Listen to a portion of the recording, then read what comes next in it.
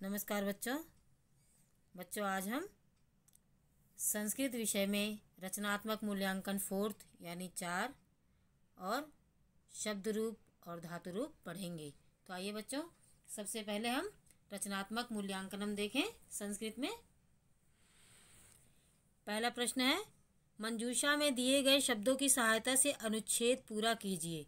बच्चों यहाँ पर अनुच्छेद दिया गया जो रिक्त स्थान के रूप में है। तो यहाँ पर मंजूषा यानी इसे हेल्प बॉक्स कहते हैं। हेल्प बॉक्स में शब्द दिए गए, इन शब्दों में से सही शब्द चुनकर हमें रिक्त स्थान में लिखना है और इस अनुच्छेद को पूरा करना है। तो आइए देखें,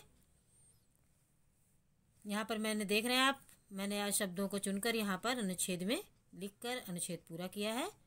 तो आइए देखें, परोपकारा, परोपकार के ऊपर है बच्चों यह अनुच्छेद। एक तरह से आपका ये निबंध के रूप में भी है, मैंने परोपकार पर निबंध भी आपको लिखवाया है। तो शुरू करते हैं। परेशान उपकारा डैश में क्या भरा हमने, परोपकारा भवति। परेशान दूसरों पर, उपकार परोपकार होता है। फिर क्या आया यहाँ पर, सदा श्रद्धा पात्रम भवति, कौन, परोपकारी व्यक्ति सदा यानी हमेशा श्रद्धा का पात्र होता है। शरीरस्य शोभा परोपकारेण, परोपकार से ही होती है। शरीर की सुंदरता परोपकार से ही होती है।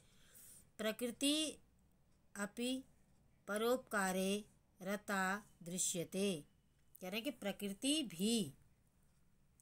प्रकृति भी परोपकार में रता यानी लगी हुई, दृश्यते दिखाई देती है। अगला आगे है परोपकाराय। मैंने, आप देख रहे हैं यहाँ से चुनकर शब्दों को कि सही शब्द कौन सा आएगा। सारे शब्द परोपकार पर ही लिखे गए हैं, यहाँ पर आप देख रहे हैं।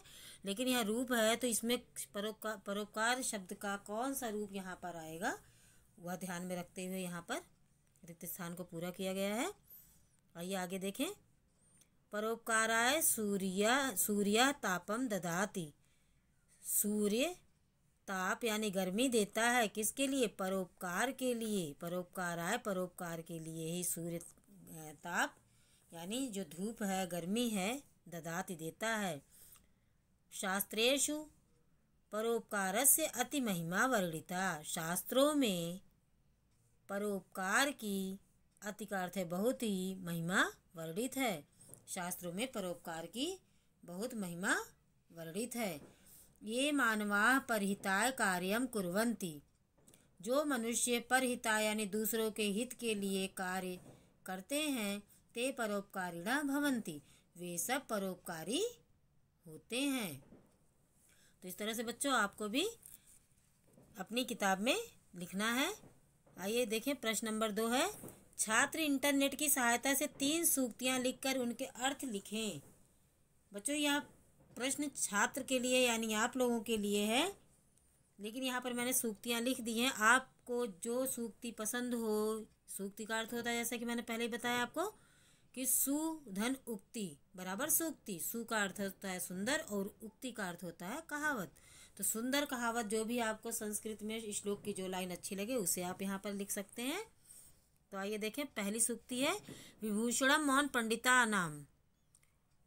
पंडितों का आभूषण क्या होता है, मौन रहना होता है। तो यहाँ पर अर्थ भी लिखना है। तो पंडितों यानी विद्वानों की सभा में विशेष रूप से मौन यानी चुप रहना ही मूर्खों यानी अज्ञानियों का क्या होता है, आभूषण है। कि अगर जिसको किसी चीज़ का ज्ञान नहीं है तो अगर विद्वानों की सभा में बैठा है तो चुप रहना ही उसका सबसे बड़ा आभूषण है। अगली सूक्ति है, परोपकाराय सताम विभूतिया, सज्जनों का ऐश्वर्य ही परोपकार के लिए है। तो यहाँ पर हमने अर्थ भी लिखा है और इसको थोड़ा सी व्याख्या भी की है इन लाइनों की मैंने। तो सज्जनों का ऐश्वर्य परोपकार ही है, यह तो इस लाइन का अर्थ हो गया। अर्थात सज्जन व्यक्ति हमेशा दूसरों का परोपकार करते हैं, दूसरों की भलाई चाहते हैं, अच्छाई चाहते हैं, अच्छा चाहते हैं दूसरों का। अगली सूक्ति है, क्षीयन्ते खलु भूषणानि सततम वाग्भूषणम भूषणम।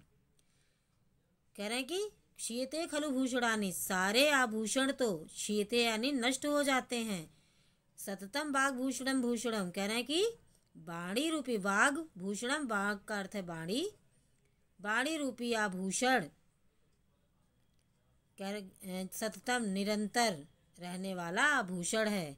कह रहे हैं कि जो भी हम गहने जेवर जो भी पहनते हैं वह तो नष्ट हो जाते हैं, लेकिन वाणी जो होती है, जो हम बोलते हैं, अच्छे शब्द का प्रयोग करते हैं किसी के लिए, तो वाणी ही हमारी एकमात्र ऐसी वस्तु है जो सबसे बड़ा आभूषण है, और यह कभी ना नष्ट होने वाला आभूषण, यह लगातार जो है साथ रहने वाला आभूषण होता है। आइए बच्चों शब्द रूप देखें। बच्चों आज हम स्त्रीलिंग में ईकारांत का शब्द रूप पढ़ेंगे, तो जिसमें आज हम नदी शब्द का शब्द रूप पढ़ेंगे। आप देख रहे हैं यहाँ पर ईकारांत लिखा हुआ। ईकारांत का अर्थ है कि जिन शब्दों का अंत दीर्घ ई यानी बड़ी ई से हो। तो आप यहाँ पर देख रहे हैं नदी में, यहाँ पर भी देखिए आप, नदी में बड़ी ई की मात्रा है, यानी ये ईकारांत है। छोटी की मात्रा होती तो यहाँ पर इकारांत होता। तो आज हम नदी शब्द का रूप देखेंगे। यहाँ पर बच्चों विभक्ति लिखी हुई है, एक वचन, द्विवचन और बहुवचन लिखा है। तो आइए देखें। प्रथमा विभक्ति के एक वचन में नदी, द्विवचन में नद्यो और बहुवचन में नद्यः रूप होगा। द्वितीय विभक्ति के एक वचन में नदीम, द्विवचन में नद्यो और बहुवचन में नदीः रूप होगा। तृतीय विभक्ति के एक वचन में नद्या, द्विवचन में नदीभ्याम और बहुवचन में नदीभिः रूप होगा। चतुर्थी विभक्ति के एक वचन में नद्ये, द्विवचन में नदीभ्याम और बहुवचन में नदीभ्यः। पंचमी विभक्ति के एक वचन में नद्याः, द्विवचन में नदीभ्याम और बहुवचन में नदीभ्यः। षष्ठी विभक्ति के एक वचन में नद्याः, द्विवचन में नद्यो और बहुवचन में नदीनाम। सप्तमी विभक्ति के एक वचन में नद्याम, द्विवचन में नद्यो और बहुवचन में नदीषु।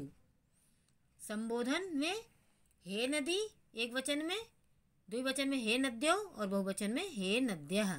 तो आप देख रहे हैं बच्चों, जिस तरह से आपने पुल्लिंग में रूप याद किए हैं, मैंने आपको बताया भी है कि केवल आपको प्रथमा विभक्ति में ध्यान देना है।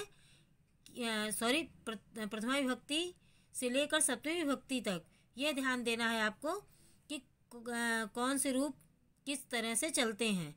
तो जिसमें आपको, आप देख रहे हैं पंचमी और षष्ठी में आपने देखा एक वचन में नद्याः नद्याः ही रूप आ रहा है, और द्वितीय विभक्ति में जैसे मैंने आपको बालक के रूप में बताया था कि बालको बालको आता है। तो प्रथमा द्वितीय में इसी तरह से आप यहाँ पर देख रहे हैं प्रथमा द्वितीय में नद्यो नद्यो आया है। तृतीय चतुर्थी और पंचमी में नदीभ्याम नदीभ्याम नदीभ्याम आया है। षष्ठी सप्तमी में नद्यो नद्यो ही आया है, आप देख रहे हैं यहाँ पर। तो यहाँ पर आप द्विवचन में आप सातों विभक्तियों में केवल आपको 3 शब्द याद रखने हैं कि प्रथमा द्वितीय में नद्यो नद्यो और तृतीया से पंचमी तक नदीभ्याम नदीभ्याम नदीभ्याम और षष्ठी सप्तमी में नद्यो नद्यो। इसी तरह से आप यहाँ पर भी देखें, पंचमी चतुर्थी और पंचमी में नदीभ्या नदीभ्या है। तो आप देख रहे हैं इस तरह से अगर आप ध्यान से इसको रटे नहीं, आप समझ कर पढ़ेंगे और याद करेंगे तो आपको अच्छे से याद हो जाएगा। और बच्चों आपको इसे कॉपी में भी लिखना है और याद करना है। कॉपी में लिखें और साथ साथ याद भी करें। आइए बच्चों धातु रूप देखें। तो बच्चों आज हम धातु रूप में अस धातु का रूप पढ़ेंगे। अस का अर्थ होता है होना, और आज हम अस धातु का रूप 5 लकार में पढ़ेंगे। और आपको इसे अपनी कॉपी में भी लिखना है।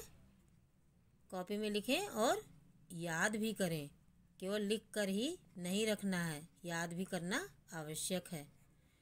तो आइए देखें, लट लकार यानी वर्तमान काल। वर्तमान काल में आप देख रहे हैं यहाँ पर पुरुष लिखा है, एक वचन द्विवचन और बहुवचन है। तो पुरुष यानी प्रथम पुरुष, प्रथम पुरुष के एक वचन में अस्ति, द्विवचन में अस्तः और बहुवचन में सन्ति। मध्यम पुरुष के एक वचन में असि, द्विवचन में स्था और बहुवचन में स्थ। उत्तम पुरुष के एक वचन में अस्मि और द्विवचन में स्वः और बहुवचन में स्मः। इस तरह से रूप चलता है। लिट लकार यानी भविष्य काल, भविष्य काल यानी आने वाला कल जो है उसके लिए है यह धातु रूप। प्रथम पुरुष में एक वचन में भविष्यति, द्विवचन में भविष्यता और बहुवचन में भविष्यन्ति। मध्यम पुरुष के एक वचन में भविष्यसि, द्विवचन में भविष्यथा और बहुवचन में भविष्यथ रूप होगा। उत्तम पुरुष के एक वचन में भविष्यामि, द्विवचन में भविष्यावा और बहुवचन में भविष्यामः रूप होगा बच्चों। लंग लकार यानी भूतकाल। भूतकाल का अर्थ है बीता हुआ कल, जो बीत चुका है। उसके देखें धातु रूप अस्धातु के रूप कैसे चलते हैं उसमें। प्रथम पुरुष के एक वचन में आसीत, द्विवचन में आस्ताम और बहुवचन में आसन। मध्यम पुरुष के एक वचन में आसीह, द्विवचन में आस्तम और बहुवचन में आस्त। उत्तम पुरुष के एक वचन में आसम, द्विवचन में आस्व और बहुवचन में आस्म रूप चलता है बच्चों। लोट लकार यानी आज्ञावाचक, किसी को आदेश देना, आज्ञा देना। आज्ञा अर्थक किसे कहते हैं? लोट लकार को। लोट लकार में आइए देखें, प्रथम पुरुष के एक वचन में अस्तु, द्विवचन में स्ताम और बहुवचन में संतु। मध्यम पुरुष के एक वचन में एधि, द्विवचन में स्तम और बहुवचन में स्त। उत्तम पुरुष के एक वचन में असानी, द्विवचन में असाव और बहुवचन में असाम रूप होता है बच्चों। विधिलिंग लकार, विधिलिंग लकार किसमें प्रयोग होता है? चाहिए अर्थ में। तो प्रथम पुरुष के एक वचन में स्यात, द्विवचन में स्याताम और बहुवचन में स्यूह। मध्यम पुरुष के एक वचन में स्याह, द्विवचन में स्यातम और बहुवचन में स्यात। उत्तम पुरुष के एक वचन में श्याम, द्विवचन में स्याव और बहुवचन में श्याम रूप होता है बच्चों। तो आपको शब्द रूप और धातु रूप अपनी कॉपी में लिखना है और याद करना है, और संरचनात्मक मूल्यांकन बच्चों आपको अपनी किताब में ही करना है। बच्चों कार्य को समय से पूरा करते चलें और साथ साथ याद भी करते रहें, जिससे आपको परीक्षा में कोई परेशानी ना आए। इसी उम्मीद के साथ कि आपको अच्छे समझ में आया होगा। धन्यवाद।